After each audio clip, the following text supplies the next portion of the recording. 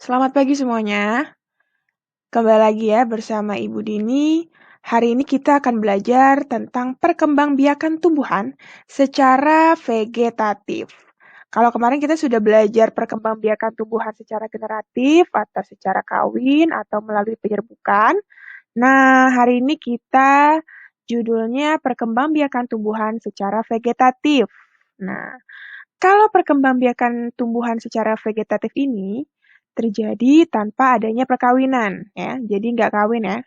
Jadi anak tumbuhan itu atau calon individu baru tumbuhan itu terbentuk dari bagian tubuh induknya.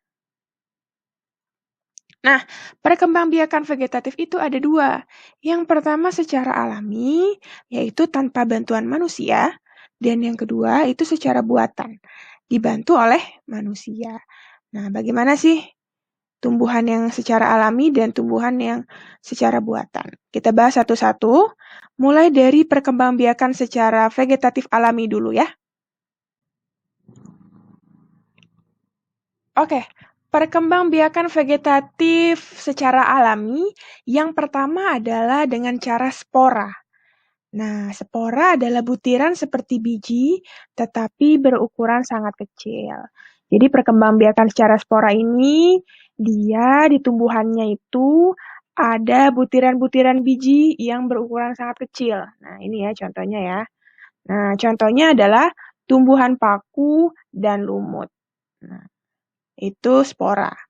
Lalu yang kedua adalah tunas.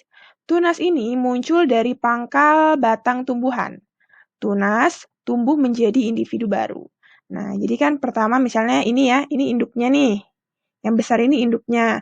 Nah, dia akan berkembang biak dengan cara ya udah tumbuh saja individu baru anaknya di sini. Nah, ini contohnya tunas pisang ya.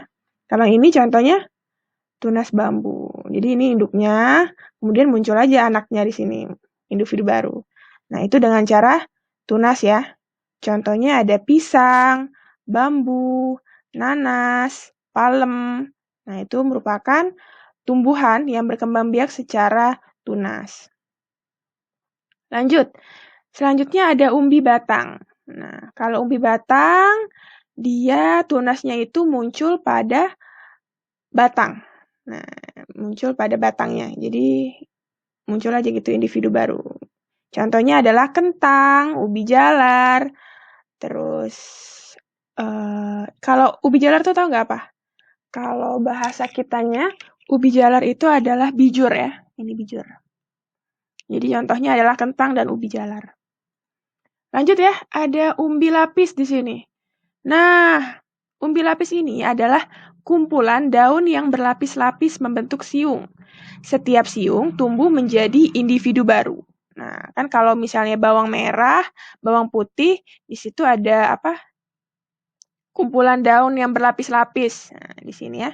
Nah, itu merupakan individu barunya atau anaknya.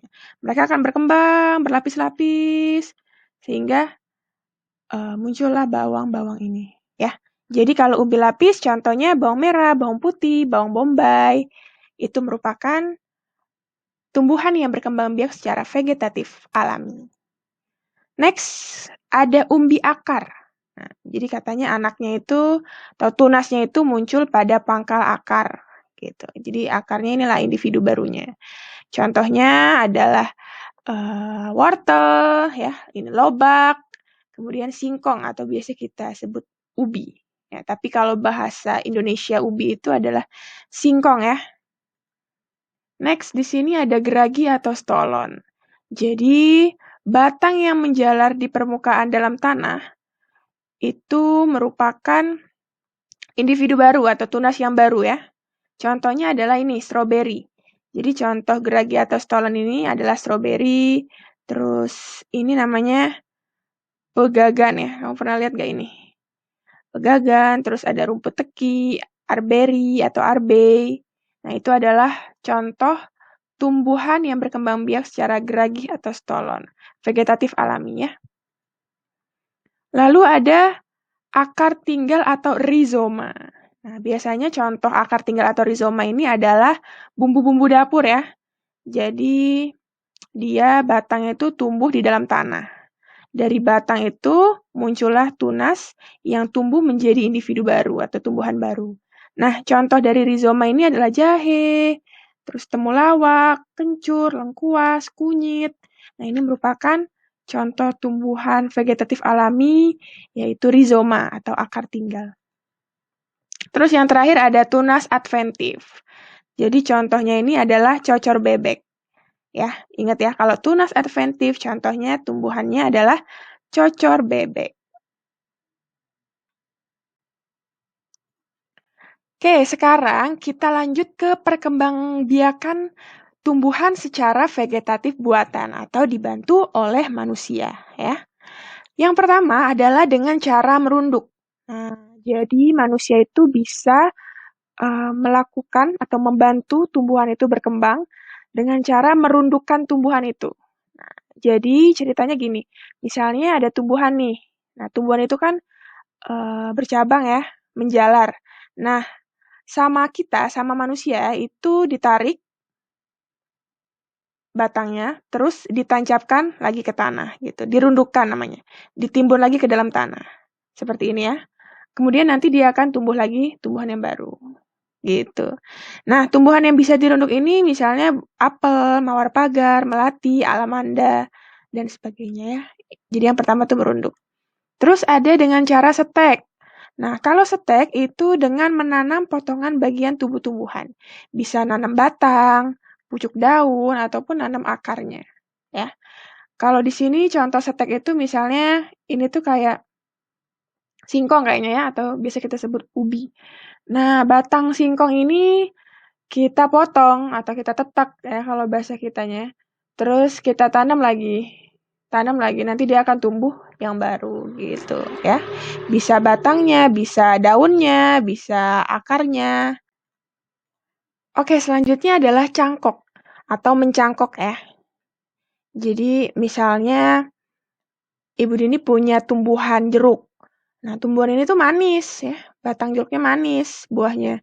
Jadi karena manis, jadi ibu pengen memperbanyak jeruk ini lagi gitu, memperbanyak tumbuhannya. Nah, ibu memperbanyaknya dengan cara mencangkok tumbuhan ini. Nah, bagaimana caranya? Jadi misalnya ini ya tumbuhan jeruknya atau batang jeruknya. Terus batangnya ini ibu kupas kulitnya ya.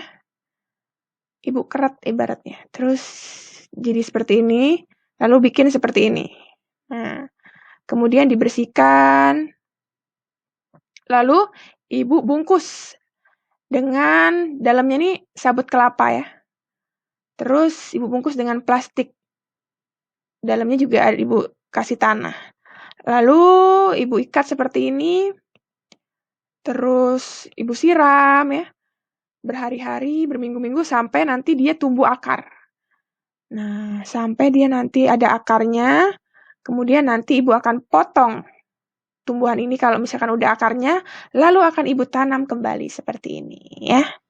Tumbuhannya dipotong, kemudian ditanam seperti ini. Nanti dia akan tumbuh tumbuhan jeruk yang manisnya sama seperti tumbuhan jeruk ibu yang lama. Gitu ya. Contohnya adalah rambutan, jeruk, mangga, itu semuanya bisa dicangkok ya. Kalau kamu mau coba di rumah, kamu boleh coba. Next ya, di sini ada dengan cara okulasi atau tempel. Jadi kalau dengan cara ini, pertama misalnya ibu punya tumbuhan apel ya. Nah, apel ini manis gitu. Terus misalnya padi langga juga punya tumbuhan apel, tapi tumbuhan apelnya tuh nggak manis gitu ya. Jadi padi langga tuh pengen tumbuhan apelnya manis kayak punya ibu. Jadi yang pertama, batangnya ini, batang apel punya ibu dipotong seperti ini, kemudian ditempelkan ke tumbuhan padi langga. Nah, ditempelkan seperti ini ya mata tunasnya. Habis itu diikat seperti ini. Nah, nanti akan tumbuh yang baru. Nah, nanti tumbuhan padi langga ini, apel padi langga ini akan manis seperti punya ibu ya. Ini contoh tumbuhannya. Terus ada enten atau sambung pucuk. Nah, jadi kalau ini menggabungkan bagian atas dengan bagian bawah tumbuhan lain. Jadi untuk menggabungkan dua sifat tumbuhan yang berakar kuat dan berbuah banyak. Misalnya yang ini tumbuhannya akarnya kuat. Nah, digabungkan sama tumbuhan yang buahnya banyak, digabung. Jadi nanti tumbuhan ini sifatnya itu bakal berakar kuat dan juga berbuah banyak. Gitu ya. Contohnya adalah tomat dan terung. Oke deh, itu tadi perkembangbiakan tumbuhan secara vegetatif, ada secara vegetatif alami, dan juga secara vegetatif buatan. Semoga kamu bisa memahami materi yang Ibu sampaikan. Nanti Ibu akan kasih kamu tugas di lembar yang sudah Ibu berikan. Terima kasih ya.